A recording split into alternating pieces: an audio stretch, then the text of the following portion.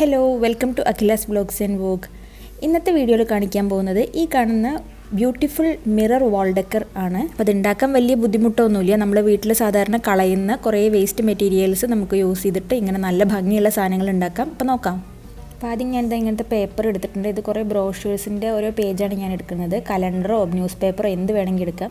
പിന്നെ ഒരു bamboo stick എടുത്തിട്ടുണ്ട്, സ്ക്യൂവർ, അങ്ങനത്തെ എന്തെങ്കിലും ഇങ്ങനത്തെ ഒരു ഷേപ്പിലുള്ള ഒരു സാധനം എടുക്കുക. എന്നിട്ട് നമ്മളിങ്ങനെ ചുരുട്ടിയിട്ട് അതിന് പേപ്പർ ട്യൂബ്സ് ഉണ്ടാക്കണം. അപ്പോൾ ഞാനത് എല്ലാം ഒരേപോലെ വരാൻ ഒരേ വണ്ണത്തിൽ കിട്ടാൻ വേണ്ടി ഇങ്ങനെ ഒരു അലൈൻമെൻറ്റ് കണ്ടുപിടിക്കുകയാണ്. അതിൻ്റെ ഡയഗണലി വരുന്ന ലൈനിന് പെർപെൻഡിക്കുലറായിട്ടാണ് കോല് വെച്ചിരിക്കുന്നത്. എന്നിട്ട് നമ്മൾ ചുരുട്ടി കൊടുക്കുക. എന്നിട്ട് ഫുള്ളായിട്ട് ചുരുട്ടി ഓരോ പേജ് കൊണ്ടും ഇങ്ങനെ പേപ്പർ ട്യൂബ് ഉണ്ടാക്കുക.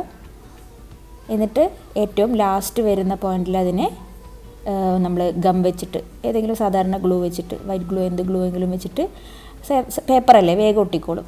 അങ്ങനെ അത് സെക്യൂർ ചെയ്ത് വെക്കുക. അപ്പോൾ അതങ്ങനെ നല്ല ഹാർഡായിട്ടുള്ളൊരു ട്യൂബായിട്ട് നമുക്ക് കിട്ടും. ഇങ്ങനെ 32 പേപ്പർ ട്യൂബ്സ് ഞാൻ എടുത്തിട്ടുണ്ട്. അതിനെ നമ്മളിങ്ങനെ കട്ട് ചെയ്തെടുക്കണം. ഏറ്റവും വലുതിന് 36 സെൻറ്റിമീറ്ററാണ് ലെങ്ത്ത്, ഏറ്റവും ചെറുതിന് 5 സെൻറ്റിമീറ്ററാണ് ലെങ്ത്ത്. ഇത് ഓരോന്നും 1 സെൻറ്റിമീറ്റർ സൈസ് ഡിഫറൻസിലാണ് കട്ട് ചെയ്തെടുത്തിട്ടുള്ളത്.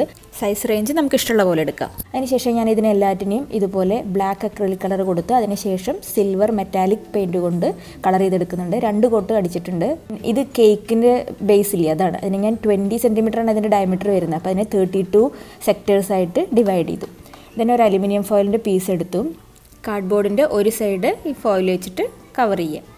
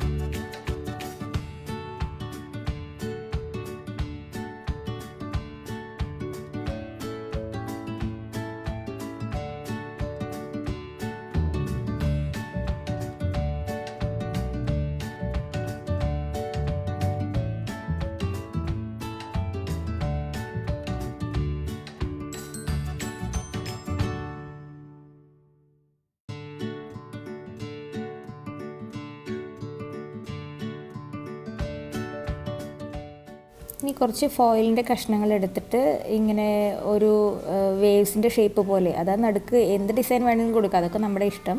ഞാൻ ജസ്റ്റ് ഇങ്ങനെ ചുരുട്ടി കുറച്ച് പീസുകൾ ഉണ്ടാക്കി വെക്കുന്നുണ്ട്.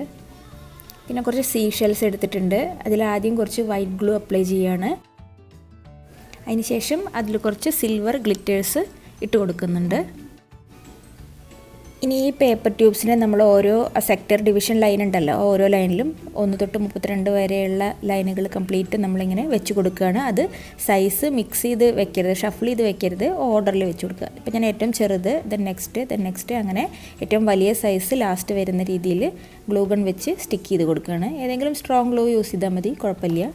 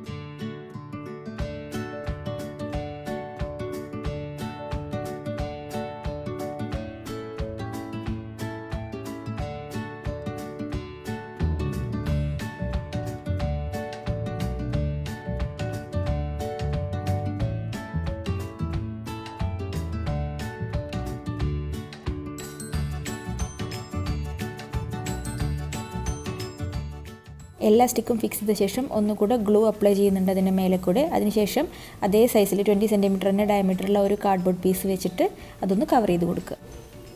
ഇനി ഏറ്റവും വലിയ ലൈൻ ഹൊറിസോണ്ടലി വരുന്ന രീതിയിൽ അലൈൻ ചെയ്ത് ഈ സീഷെൽസും കാർഡ്ബോർഡ് പീസുകളും കുറച്ച് മിറേഴ്സും വെച്ചിട്ട് ഞാൻ അതിൻ്റെ സെൻറ്ററിൽ നമ്മുടെ വട്ടത്തിലുള്ള കാർഡ്ബോർഡ് ഉണ്ടല്ലോ അതിൽ ഡെക്കറേറ്റ് ചെയ്യാൻ പോവുകയാണ്.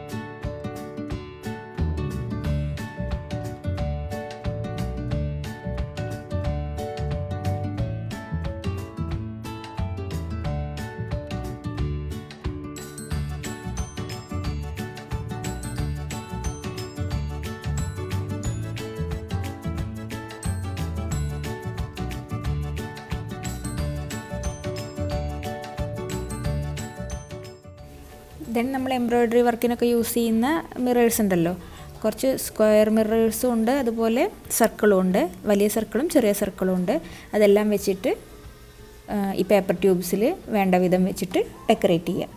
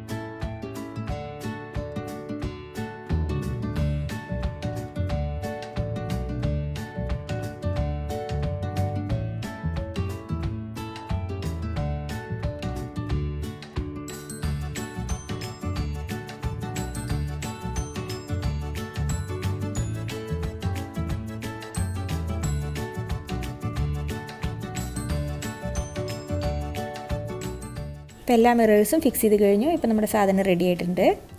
ഇനി അത് വാളിൽ ഹാങ് ചെയ്യാൻ വേണ്ടിയിട്ട് അതിൻ്റെ ബാക്കിൽ ഒരു സാധാ യു ക്ലിപ്പ് ഫിക്സ് ചെയ്ത് കൊടുത്തിട്ടുണ്ട്. അപ്പോൾ ഇതാണ് ഇതിൻ്റെ ഫിനിഷ് ചെയ്ത ലുക്ക്. നമ്മൾ വേസ്റ്റായി കളയുന്ന പല സാധനങ്ങളും യൂസ് ചെയ്തിട്ടാണ് ഇത്ര ഭംഗിയുള്ള സാധനം ഉണ്ടാക്കുന്നത്.